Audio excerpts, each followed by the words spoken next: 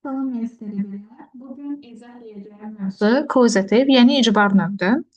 İlk öncə başa düşək ki, icbar növ nədir? Azərbaycan dili ilə də bunu müqayisə etsək, əslində məna eynidir.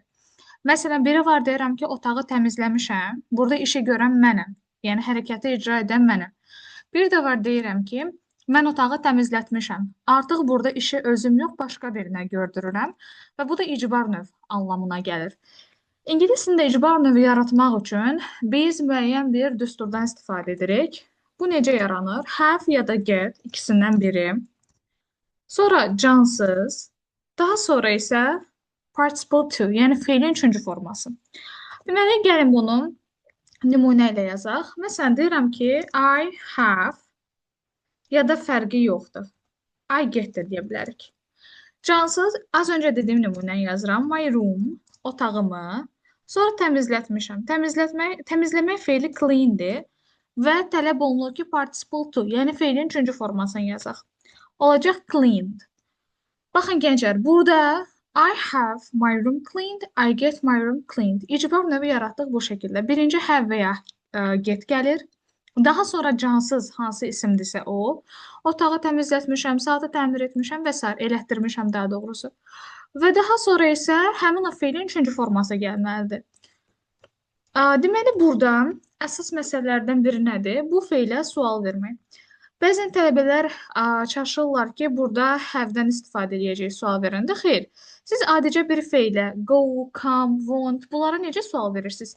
Əlbəttə ki, do ilə və ya does, did bu tipli köməkçi feillərdən. Eyni şəkildə icbar növə də sual verdikdə hansı zaman formasındadsa o zaman formasına görə sual verəcəksiniz. Məsələn, bu cümlə indiki sadə zamanda present simple-dadır. Present simple-da biz do, does-dan istifadə edirik. Do you have ya da get my room cleaned. Və bu şəkildə. Eyni şəkildə inkarında da yenə I don't have ya da get, daha sonra my room cleaned. Baxın, bu şəkildə olacaq. Əgər burada biz canlıdan istifadə etsək necə olacaq? Onun üçün gəlin belə bir nümunə yazaq. Baxın, burada gördüyünüz üzrə have və getdən istifadə elədik, cansız və participle to. Mən otağı təmizlətmişəm.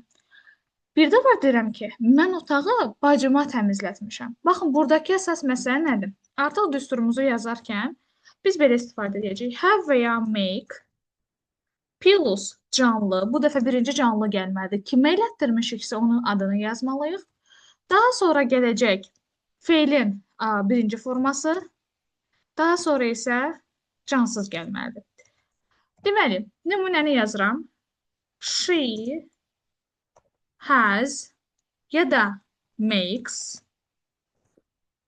Deməli, olsun her sister clean her room.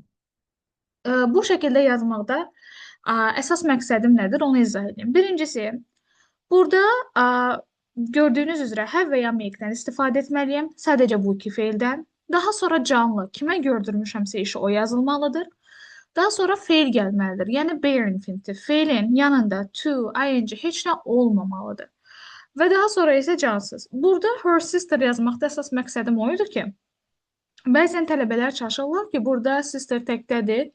Ona görə cleans yazaq və ya cümlə keçmiş zamanda da cleaned eləyək. Xeyr, gəlin hətta belə bir şey də yazaq. Eyni cümləni aşağıya kopyalayıram. Sadəcə zamana və şəxsə görə dəyişməmək məsələsini vurğulamaq istəyirəm. Had yazaq. Burada da made yazaq. Baxın gənclər, əsas məsələ nədir? Şəxsə zamana görə dəyişən hissə bax budur. Yəni bizim feilimiz, xəbərimizdir. Amma bu deməli, kauzativdə icbar növdə olan feil ki var, bu zamana şəxsə görə dəyişə bilməz. Siz heç vaxt bunu cleans eləyə bilməzsiniz. Heç vaxt buradakı keçmiş zamanı görüb cleaned yaza bilməzsiniz. Deməli, düstura əsasən bir də qeyd edirəm. O otağı bacısına təmizlədir. Burada aydındır ki, birinci have və ya make gəlməlidir. Daha sonra canlı kimə elətdirir işi? O gəlməlidir. Daha sonra to-suz, ing-siz, şəxsi və zamana görə dəyişməyən feil gəlməlidir. Daha sonra isə cansız, nəyin üzərində iş görülürsə o gəlməlidir. İcbar növü yaratdıqda digər bir yol isə getdir. Yuxarıdakı ilə eynidir. Get, plus canlı. Burada dəyişən şey nədir? Feilin qarşısında to hissəciyinin olmağı. Daha sonra isə cansız. Deməli, baxın, burada artıq biz istifadə edirik. I get my room to I get my sister canlı yazırıq. To clean my room.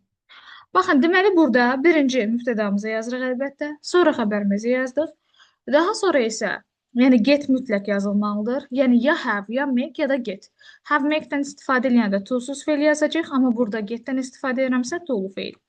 Canlını yazdıq, bacıma təmizlədirəm. Daha sonra to-nu, sonra feilimizi, daha sonra isə cansızı yazacağıq. Eyni şəkildə bunlara da sual verəndə yuxarıda göstərdiyim kimi hansı zaman qrupundadırsa o zamana görə sual vermək lazımdır. Yəni həvə əvvələ keçirim kimi yox. Bir də testlərdə tələbələrin daha çox çaşmış olduğu bir mövzu ilə bağlı bir qeyd eləmək istəyirəm. İki dənə cümlə yazaq, gəlin. Bir yazaq, I have cleaned my room. Bir də yazaq, I have my room cleaned. Baxın gənclər, burada bir-birinə çox bənzəyir. Have cleaned. Bilirik ki, have, has, had-dən sonra əgər feilin üçüncü forması varsa, bu indiki bitmiş zaman formasıdır. Yəni burada işi görən mənəm. Mən otağı təmizləmişəm. Deməli, buna sual versəm necə verəcəm?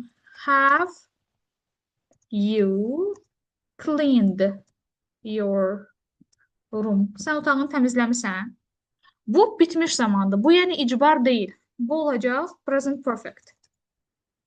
Amma gəlin ikinci cümləyə baxaq. I have my room cleaned. Burada isə icbar növdür. Baxın, burada icbar olduğunu hardan bilirəm? Have-lə cleaned yan-yana deyil. Ortada cansız var. I have my room cleaned. Mən otağı özüm təmizləməmişəm. Otağı kiməsə təmizlətmişəm. Mən otağı təmizlətmişəm. Yəni burada deməli bitmiş zamanda deyil, indiki sadə zamandadır və əlbəttə sual verəndə olacaq Do you have your room cleaned? Yəni bunları qarışdırmamaq lazımdır. Bu isə causativdir və indiki sadə zamanda present simple'dır.